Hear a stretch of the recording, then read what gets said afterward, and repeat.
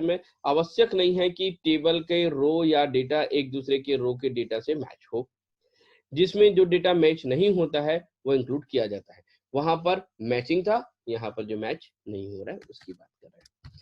तो एक एक करके देखते हैं। सबसे पहले लेफ्ट आउट और जॉइंट सिंबल देखिए। लेफ्ट आउट और जॉइंट के लिए कौन सा यूज किया जाता है? ठीक है, कार्टेशियन प्रोपगेशन जिधर है लेफ्ट की तरफ है तो सिंबल लेफ्ट की तरफ रहेगा। इस प्रकार राइट का सिंबल जो कैसा रहेगा? राइट की तरफ रहेगा।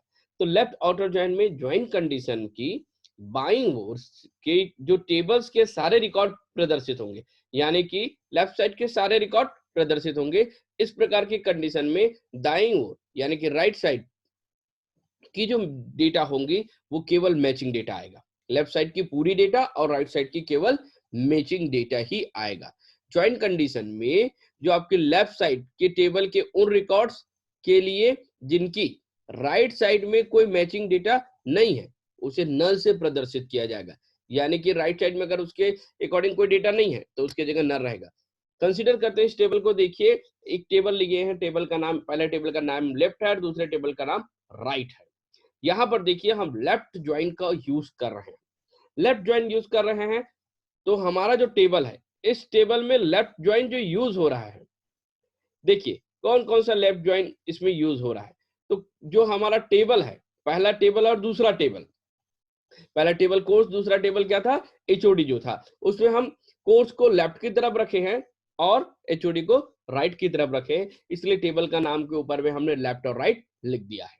ठीक है, अब यहां पर देखिए जब हम इसको स्पेसिफाई कर रहे हैं तो देखिए लेफ्ट साइड की पूरी डेटा है, यानी कि आपका कोर्स नाम की टेबल की पूरी डेटा है 101, 100, 102 डेटाबेस मैकेनिक्स एंड इलेक्ट्रॉनिक्स, ये पूरी डेटा है।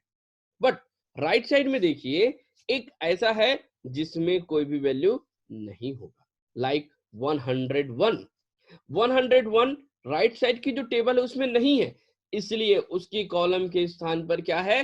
नल वैल्यू है। और एक गौर करने वाली बात इसमें यह है कि जो सेकंड टेबल है, राइट साइड की जो टेबल है एचओडी टेबल, इसमें 104 इसमें इंक्लूड नहीं होगा। क्यों नहीं होगा?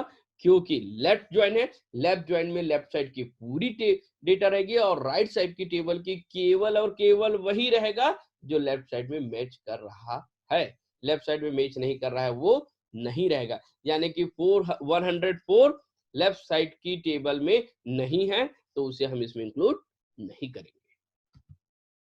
इसी प्रकार राइट ज्वाइन बिल्कुल वैसे ही रहेगा। राइट साइड की सारी रिकॉर्ड्स आपको प्रेजेंट होगा और लेफ्ट साइड का केवल वही रिकॉर्ड प्रेजेंट होगा जो मैचिंग है। और सेम कंडीशन, अगर राइट साइड की डेटा अवेलेबल है और उस डेटा उस फील्ड उस पर्टिकुलर जो रो है उसके अकॉर्डिंग वो अगर लेफ्ट साइड में डेटा नहीं है तो उसके स्थान पर नल वैल्यू प्राप्त होगा। Let's consider first table, again हमारा कोर्स, सेकंड टेबल एचओडी।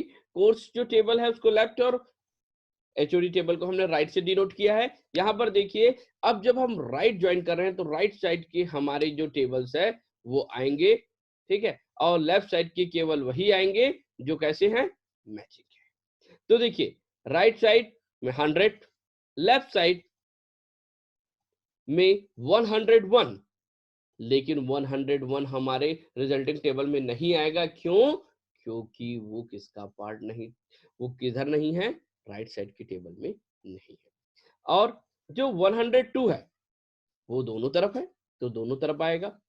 अब 104 जो है वो सिर्फ किधर है? राइट साइड पर है, लेफ्ट साइड पर नहीं है, तो उसके स्थान पर उसकी वैल्यू क्या हो जाएगी? नल हो जाएगी। Next full join. अब अभी तक हम बात कर रहे थे लेफ्ट साइड को ज्वाइन करना और राइट साइड को ज्वाइन करना। अब हमारे पास आता है full outer join. Full outer join में लेफ्ट टेबल और राइट टेबल में मैचिंग हो या ना हो, दोनों टेबल के सारे रिकॉर्ड को रिटर्न किया जाएगा। अगर मैच नहीं होता है तो नल से रिप्रेजेंट होगा। फुल आउटर ज्वाइन और फुल ज्वाइन में दोनों एक ही तरह होते हैं। फुल आउटर ज्वाइन और फुल्ली जो ज्वाइन हम जो बोलते हैं वो एक ही समान होते हैं। इस ज्वाइन में काफी बड़े रिजल्ट सेट को रिटर्न करने की संभावना होती है क्योंकि इसमें कोई फिल्टरेशन नहीं है। दैट मीन्स हमने कहा था लेफ्ट आउटर ज्वाइन में कि लेफ्ट साइड की पूरी डेटा आएगी पर राइट साइड की वही आएगी जो मैचिंग है।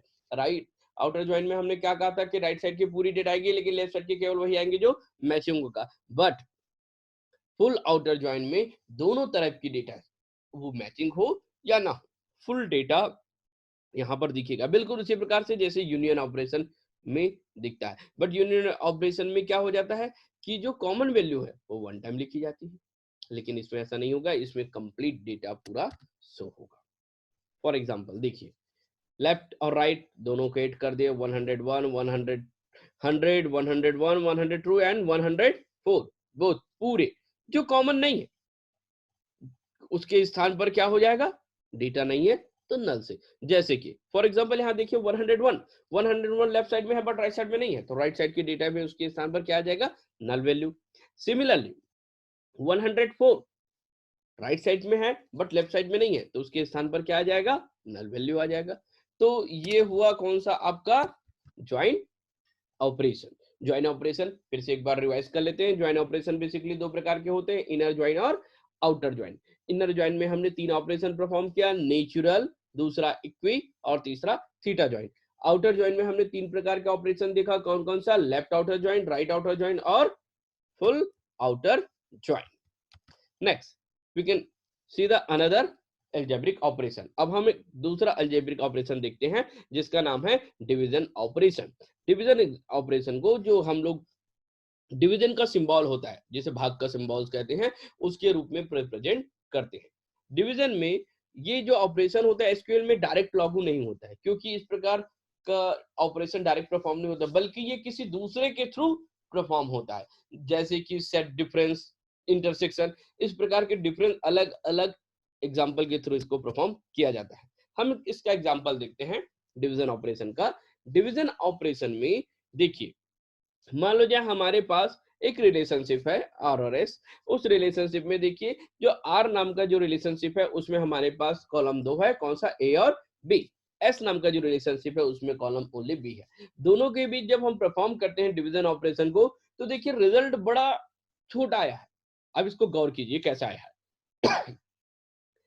ए एक कस्टमर नेम है, ध्यान से समझेंगे इसे।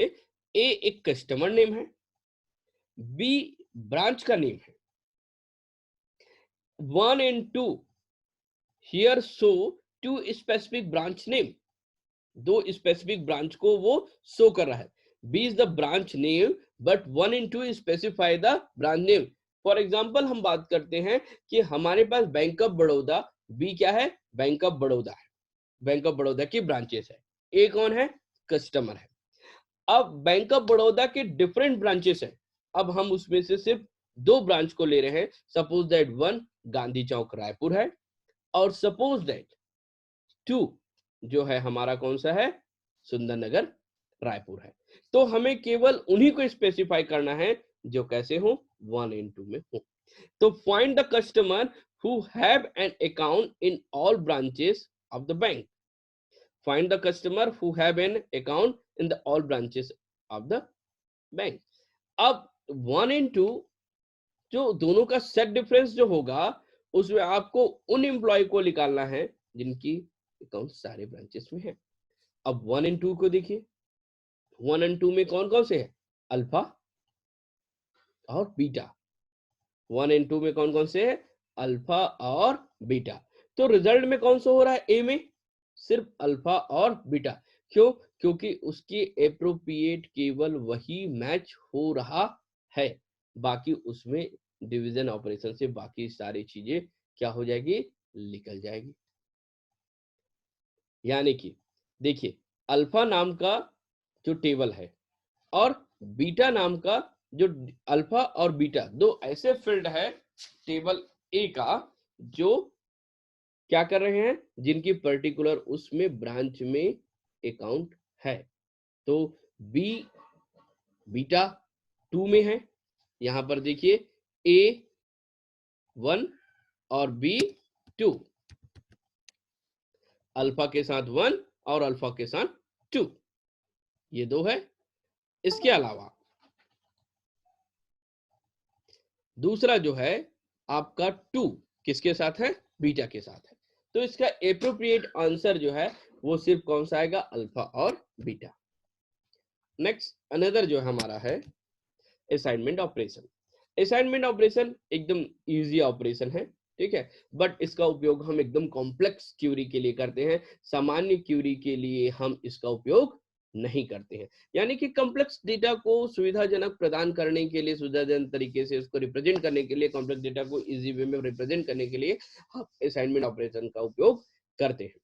यहाँ पर देखिए जिनकी जो रिजल्ट होगी वो लेफ्ट साइड के रिजल्ट किसमें, राइट साइड पर असाइन होता है। The result of the right of the is assigned to the relation of variable in the left side। बिल्कुल जैसे सी वगैरह में हम असाइनमेंट ऑपरेटर का उपयोग करते हैं, हमारे राइट साइड की जो वैल्यू है वो लेफ्ट साइड की वेरिएबल पर असाइन हो जाती है। सेम ऑपरेशन यहाँ पर किसमें परफॉर्म होता है, असाइनमेंट ऑपरेटर में परफॉर्म किया जाता है।